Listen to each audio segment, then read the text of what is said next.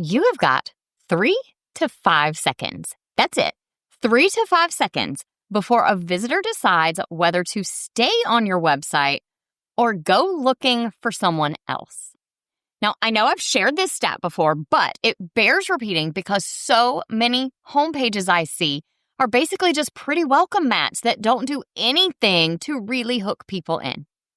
Whether you are offering coaching services or selling teaching resources, or you're a local brick and mortar, really any kind of business, when someone lands on your homepage, you have seconds to get them hooked before they disappear. Today, I'm sharing some strategic homepage elements that actually convert those visitors into customers, plus the biggest mistakes I see that are costing you sales, including one from one of my favorite local restaurants that's doing so much right inside their restaurant, but almost everything wrong on their website. Are you a digital product or course creator selling on platforms like Teachers Pay Teachers, Etsy, or your own website? Ready to grow your business, but not into the kind of constant hustle that leads straight to burnout? Then you're in the right place. Welcome to The Savvy Seller. I'm Kristen Doyle, and I'm here to give you no-fluff tools and strategies that move the needle for your business without burning you out in the process. Things like SEO, no-stress marketing, email list building, automations, and so much more. Let's get started, y'all.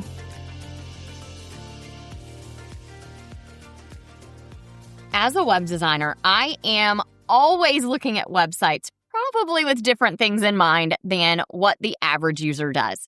So I see a lot of homepages across so many different industries that are basically just a pretty welcome mat that doesn't do anything to really hook people in and get them to start taking action in that first 3 to 5 seconds. For example, there is a local restaurant near me that I actually really love. It's one of my family's favorite places to go.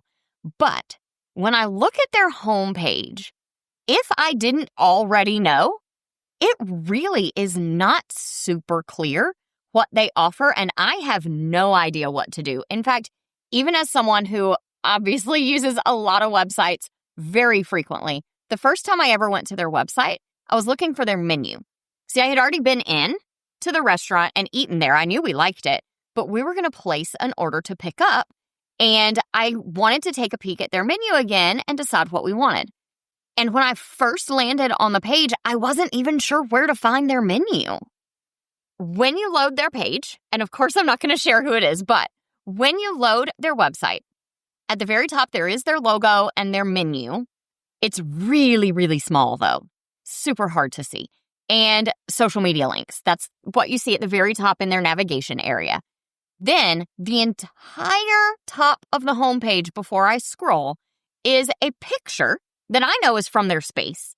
They have some outdoor seating and it's a picture of their outdoor dining space. But the way the picture is taken, it's a really pretty picture. I know why they chose it, but it's not clear what it is. In fact, if I didn't know, just looking at that picture, you wouldn't even be able to tell it's a restaurant. So without context, it's really hard to even tell what that picture is supposed to be telling me. It says nothing about the type of food they serve or what I might experience there. It is literally just a pretty picture. Over the top of that, their restaurant name is there, which that is good and important. And there is a tagline, kind of a description of their space, but to be honest, it's pretty vague. There is nothing else. That's literally it until I scroll. And once you do scroll, the only thing below that is the website footer. Now, it does include their phone number and their address, which are super important, obviously, for a local business, but that's it. There is no super obvious link to their menu or events they're having or anything like that until you click on the menu link. The mobile version is even worse. Because of that image and the way it's positioned and the coloring on it, you actually can't even read a lot of the text over the image on mobile. So this is a website that definitely could be doing a lot better on the homepage. And the reason I think that this happens a lot of the time is that businesses focus on aesthetics over the strategy. See, a lot of times when someone comes to me as a client and is ready to get their website redesigned. They want to immediately talk about how they want their site to look.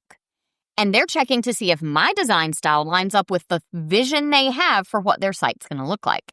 And that's a big mistake because the strategy behind it is so much more important than how it looks. And in reality, most web designers are going to be able to adapt to whatever style you want. But the piece that's often missing is that strategy. See, if they don't understand the visitor behavior, that 3 to 5 second decision window, and what people need to see in order to make that decision, they end up treating the homepage more like a brochure or a business card instead of a conversion tool for their business. So let's talk about how to fix that problem. And we do that by having some very strategic elements in place to drive action right from your homepage. The first thing that you need to do is identify your homepage's primary purpose. So for your business, when people land on your homepage, this is probably the first time that they've discovered you. What is the most important thing for them to do? That question drives the entire rest of your homepage. So depending on your business, maybe that purpose, that one action you need them to take is to get people to join your email list or some other way that you're trying to get their information to generate leads. Maybe you want them to book a free discovery call to work with you.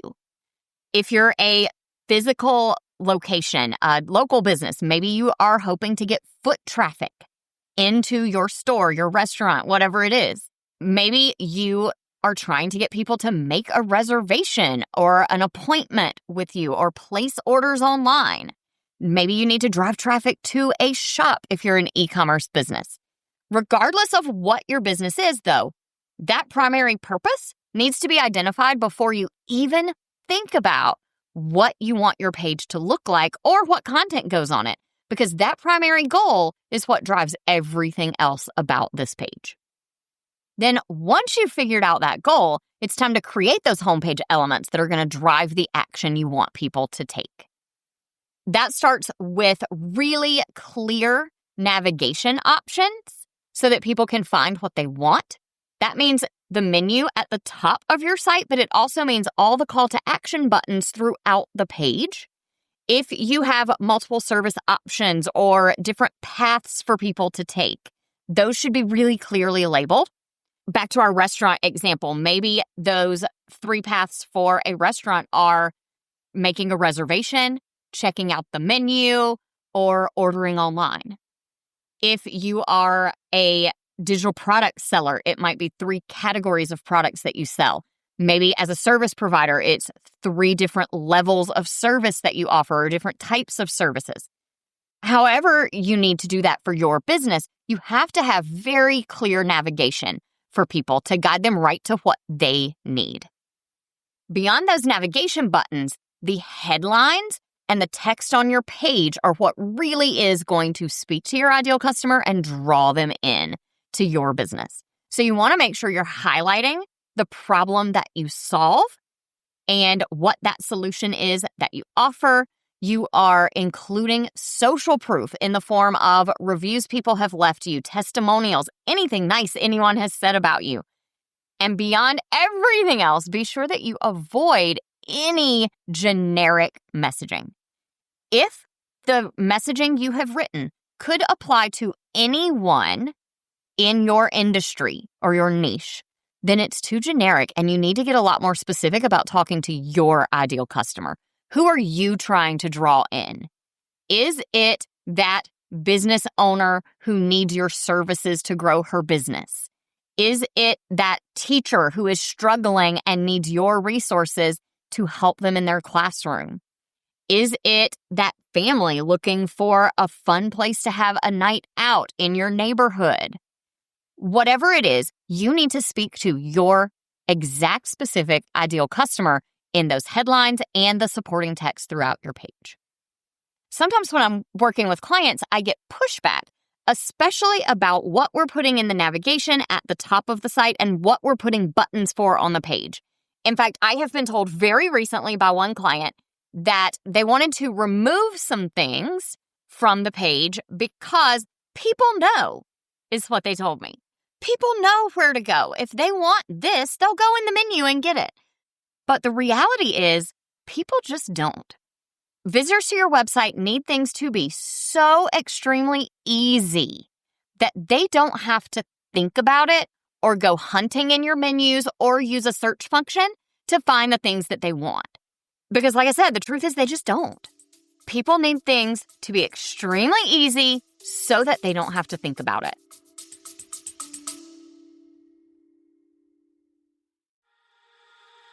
Hey, can I ask you something? Do you ever feel like you need to be doing all the things to grow your digital product business? Like you should be creating more products and working on your website and blogging and setting up funnels and coming up with marketing plans. It's exhausting, right? Here's the thing. Yes, all those pieces are important and they do work together, but you do not need to tackle them all at once.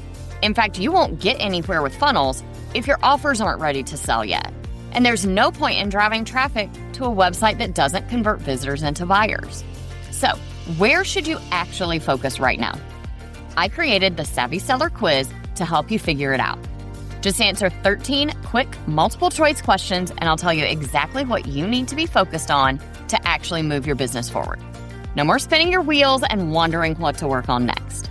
Just go to savvyquiz.com, that's SAVVY quiz.com, to get some clarity on your next steps to grow your business. Trust me, it feels so good to know exactly where you should be putting your energy.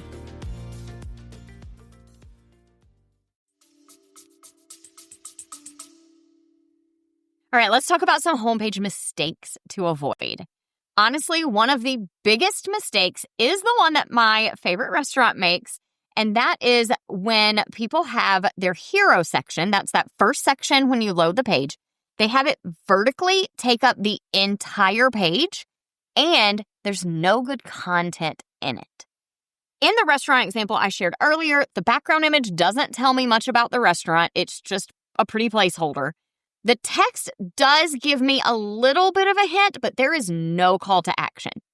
This one's not quite as bad, though, as another restaurant in town. This one has a video background.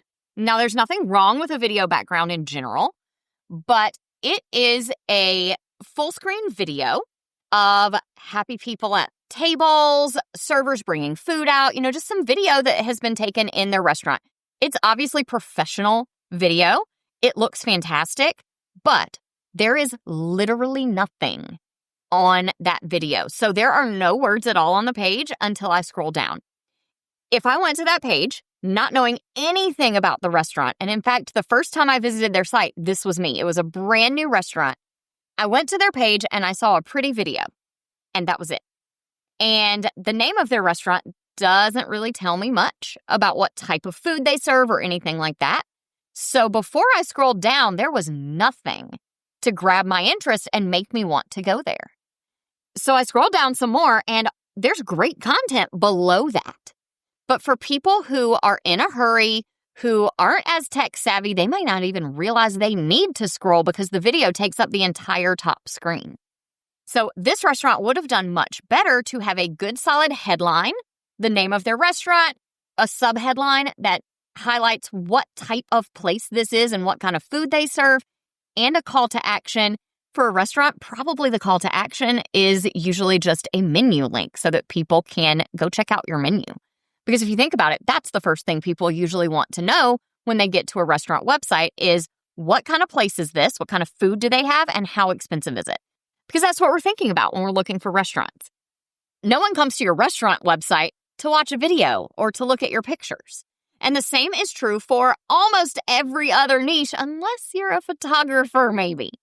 And that really leads us right into the second mistake, which is missing the critical information above the fold, meaning before they have to scroll in that hero section. So your site needs to have a clear headline that says who you are and a sub-headline that explains what you offer. And it needs a call to action button right there, front and center. Now, the opposite problem that I see is homepages that just overload people with way too much information. And I think this comes from a place of being worried that people may not click to other pages. And so you're trying to show off everything right on the homepage instead of guiding people to their next step. A better approach is to simplify and to streamline things based on what your visitors need. Now, your homepage obviously does need to be a little different depending on what type of business you have. So if you sell digital products or you are a coach, then you need to make sure your homepage highlights who you serve and the problem that you solve for them. You've also got to make sure that you build trust through putting some testimonials, some social proof on there, and there needs to be a very clear path either to purchasing your products or booking your coaching services. If you're a service provider, you still need to have that problem-solving focus, but you need some really heavy trust-building elements. You need a lot of social proof and a lot of establishing your expertise throughout the page. The other thing that you definitely want to make sure you don't forget about as a service provider is links over to your portfolio or some case studies and some photo examples of your work if that is something that applies to the type of service that you offer. Now, if you're a local business, it's a lot different. You don't have to do as much trust building because people can walk into your business and you can build trust that way. But you do need to make sure your location information is prominent. Your hours and your contact information are easy to access and find. And then you need to think about what goes on this page to drive offline actions. Because people come to your site looking for information, but you want to move them from the website to the business. So in that case, that looks like an appointment scheduler so that people can make their appointment and show up at your business for that appointment, or a reservation scheduling system. Maybe it looks like a menu or very clear explanations of what you offer when people come in and what to expect. You want to get people to move from the website to the business. So regardless of what business model you have, here is what I want you to do today. Take a few minutes to check your current homepage against that 3 to 5 second rule. Look at just the section before you start to scroll, so that above the fold section, and check it on mobile and desktop to see if your headline clearly communicates who you are and who you serve, plus it has a good call to action that lines up with your website's primary purpose. Now, before you can do that, of course, you do have to identify the primary purpose of your homepage based on your business goals. So think about what is that one most important action that you want those first-time visitors to take. And then look to make sure you have a clear headline, not a generic one. You have a value proposition in that sub-headline. What do you offer to people? And you have that one primary call to action. Make sure the entire page, including your menu navigation, is intuitive for first-time visitors and that they can easily find what they need without having to hunt around.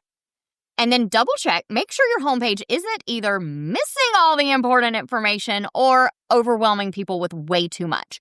You want to be in that sweet spot in the middle where it hooks people in, gets them interested and excited, but doesn't quite answer all their questions until they click on whatever link it is that you want them to click. Keep in mind, you have that 3 to 5 seconds to hook a visitor before they bounce and go looking at your competition. So your homepage can't just be that pretty welcome mat. It needs to be a strategic tool that guides people to take action. So take that few minutes today to audit your homepage using the framework I shared and try your hardest to look at it through the eyes of someone who's never heard of you before and see if it passes that 3-second test. Because the truth is, if your homepage isn't converting visitors, you are literally watching sales walk out the door. If this show is helpful for you today, then make sure that you follow the show so you'll get notified when new episodes are live. And check back next week where we talk some more about creating that content for your website that really converts visitors into customers. While you're at it, if you have an extra second, I would really appreciate it if you would rate or review the show wherever you like to tune in. I'll talk to you soon. If you loved today's episode and want more where that came from, check out my everything page. It's your one-stop shop for all things savvy selling. From free resources and templates to full courses and coaching, you'll find everything I offer to help your business shine in one handy place. You can also get all the details about my web design and WordPress maintenance services to keep your website as polished and savvy as your products. Just head over to KristenDoyle.co/everything, or you can find the link in this episode's show notes. See you in the next episode of The Savvy Seller.